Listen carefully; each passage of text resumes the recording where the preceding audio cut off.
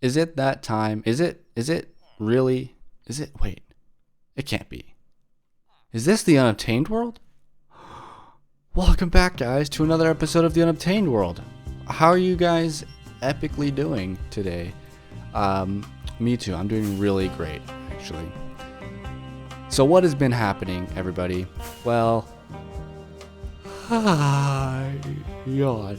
I have been very busy with trying to become a big brain boy by going to Big Brain Academy, aka college. So that's been my life for the past little bit here, but I'm back. I'm figuring out my schedule now, so I can record now. Oh my goodness. That's pretty cool. So in here we have some villagers. We have Aqua Affinity dude, we have Unbreaking 3 dude, we have Efficiency 5, Thorns 3 dude, and we had, of course, the staple of every single player world, the Mending dude. What are we doing down here, and what the heck is going on with this mundane looking room? Well, guys, I need to get God armor somehow, and the best way to do that is to get all the enchantments you need and then enchant the armor, which requires a lot of XP. So, you know, I'm gonna have to make some trips to that Enderman farm. Oh man, so tired. Okay, lots of work to be done. Oh no. Anyways, yeah, why have I not been in Unobtained at all? Well, my answer to that is two things. I've been struggling with ideas, really. I've just really been at a loss of what to do in my world. I've gotten it to a point that I've got no other single player world to. It's where, like, I have almost everything kind of ready for me. Kind of, not really though. Like, there's a lot of farms I still want to build. But the idea is that I've gotten a lot of things done.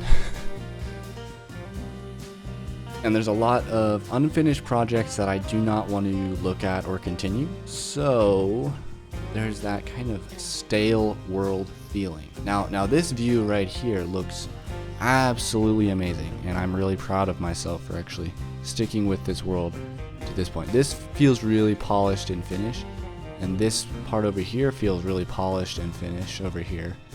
I really polished this up. You know, I've really polished a lot of the world up. I've started to work over here and polishing this area up. So it's really feeling good. I really want to get Spawn completely polished up though. Up here we have some issues. I was going to build an ice farm up here, but I never did. I actually built one in the AfterLife SMP, but I never did it here. So yeah, and from up here you can start to see kind of where I stopped doing a lot of work. Of course, I did terraforming here, and I built this thing, this cactus farm, which, by the way, has been just pumping out the cactus. You know, the cactus farms are one of those things that just over time it starts to fill up, and we've got half a double chest already, or a chest full of cactus from just me not doing anything. Anyways, so that's kind of what's going on. Is I just didn't have any idea of what to do in my world, right? Like, look at that. Like what would have caused me to do that? I'll tell you what caused it: not having a clear goal in my world. So that's why I didn't do anything. How about we get started by what the heck? Building a trading area. First off, let's check out this thing that I haven't shown you guys in a while. This guy. This is my pumpkin and melon farm that I've kind of just neglected exists. So yeah, but let's check this out. We should have a bunch of stuff in here. And we should have a clock going somewhere.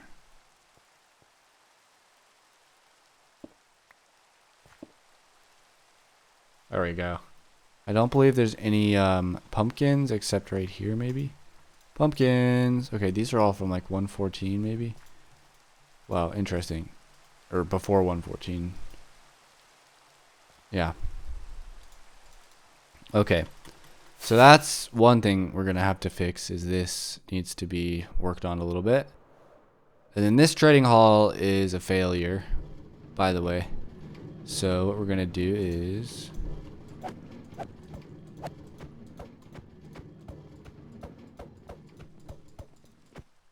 that was almost perfect. But no. So that's what we're doing with the trading hall. Although it might be retrofittable. Because I think we could still use this system where we send the villagers into here.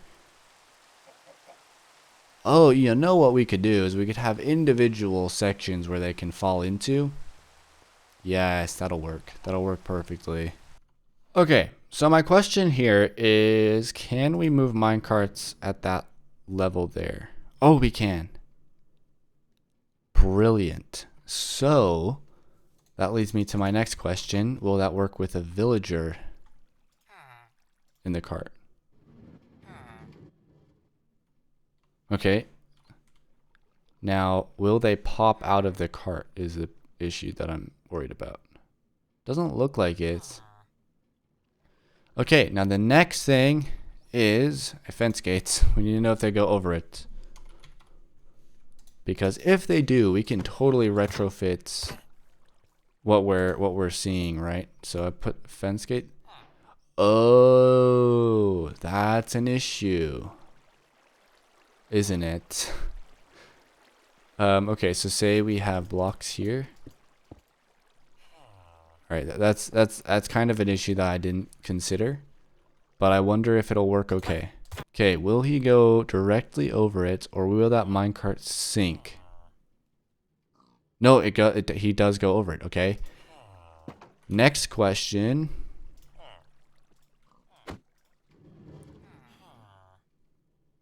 Will he fall in now? He will.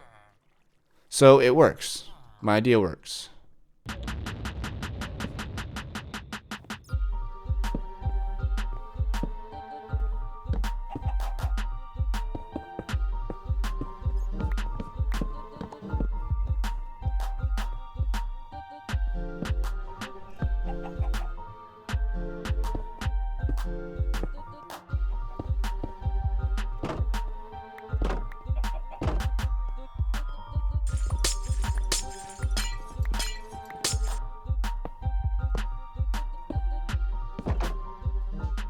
Alright guys, here we have it. I've done some work here at this little area. So from the creative concept, I went ahead and kind of implemented it here in survival. So if we go over here, you'll see kind of that concept that we talked about. Okay, that was not a great example, was it? But where it goes slab, fence gate, slab, fence gate, slab, fence gate, slab, fence gate, etc., all the way down here. So that gives us a pretty good storage for enough villagers to do what we want. And I think what we can do is we can go ahead and have them drop in, boom, boom, boom, boom, boom, boom, boom, just how we planned. Now, the one issue that we're going to have is continuing the water stream for longer than we have. Luckily, I have a pretty good solution for that. And it's essentially, so we're going to have 1, 2, 3, 4, 5, 6, 7, 8, right? And we're also going to need a sign right here, okay? And there's going to be water right here. All right, here we go. So you put your water here. We need to... All right, so for this to actually work, we need to have slabs above where it goes, like that. Okay. Now the water's not actually going to go all the way down, but yeah, anyways, then we just get rid of this and this. So the minecart's going to actually be able to sink, hopefully all the way down because they're going to be going slow enough. And then the next water is going to actually go right here. Like that.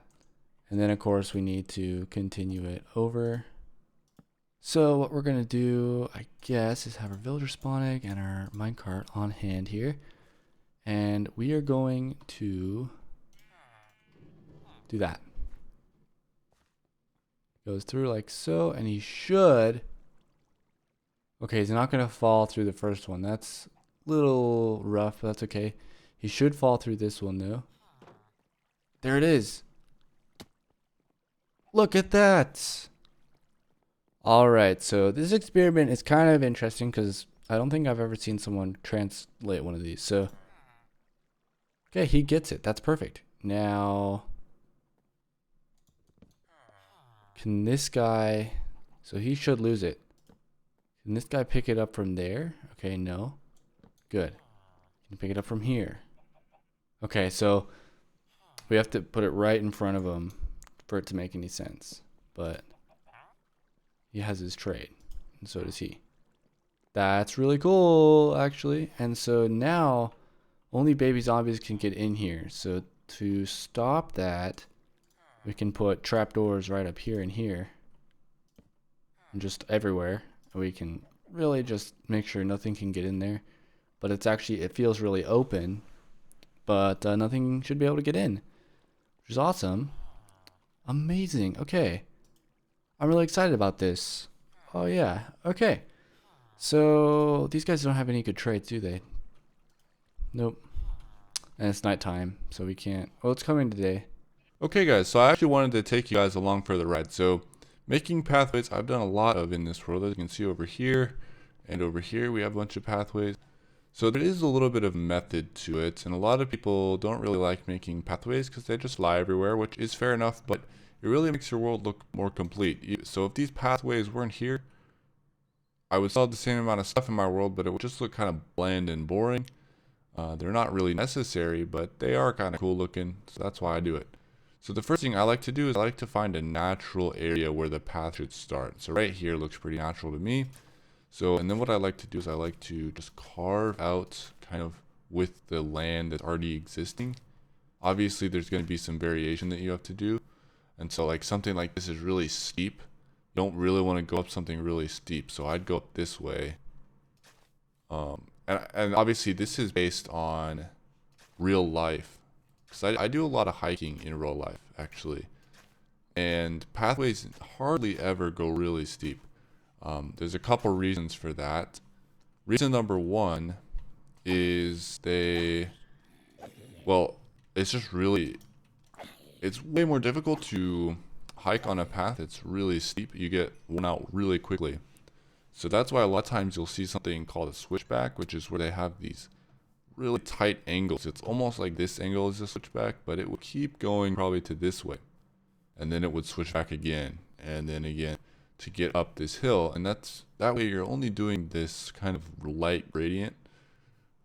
It's just to help. It really helps, actually. You wouldn't believe it if I told you, if you didn't try.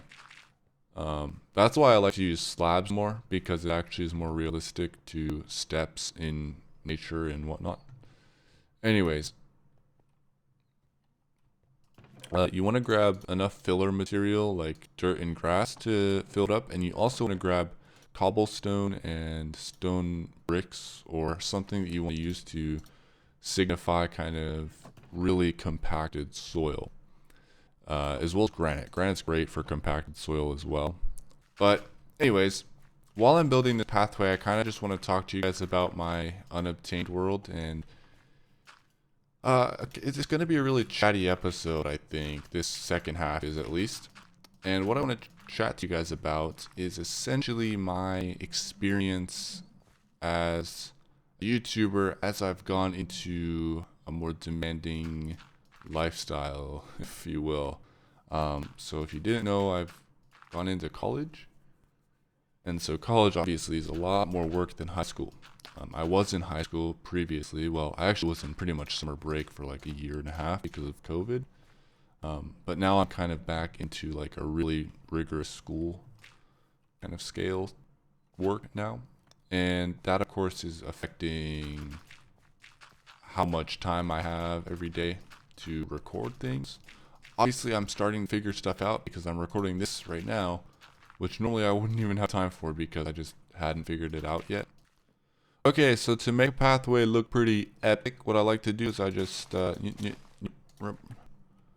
go around with the shovel and kind of just randomly select blocks by kind of moving my mouse around, doing that. And then what this will do is it'll give me a very random pattern to place in coarse dirt. Already done it a little bit here. Let's go up here. Whoa. So that's pretty good. We don't really have to finish it. That's just the idea. And so then what I do is I go around with coarse dirts. This is the first step for making a dirt looking path. Coarse dirt in those spaces that I just mined out. Step is to get coarse dirt in. And you can see, it really doesn't do much, but the next step here is probably the most interesting one, which is it actually takes a little bit more thought. So you take granite, stone, or cobblestone. I'm going to use cobblestone in this case, with your shovel. And what you do is you go around and you go wherever there is the coarse dirt now, is you put cobblestone kind of surrounding an edge, right?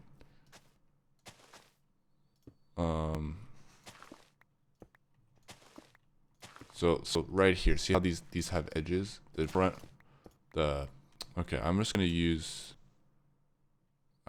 to use my fist here.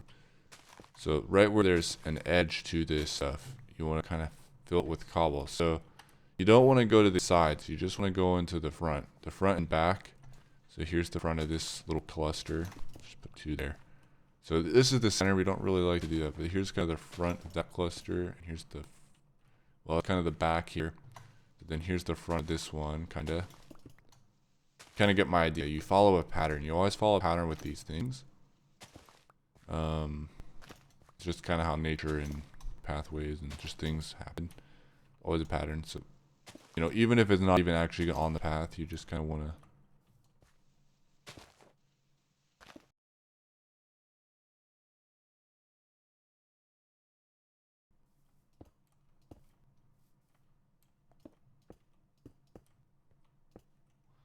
So there's like a basic outline of the wall. And then on the other side, you just do ones. So there's my example of building a pathway, guys. So yeah, ruined pathway, there's how you do it, boys. I'm going to get a nice aerial view from 0, 0. Hooah. Heck yeah, we really improved that. I like it. All right.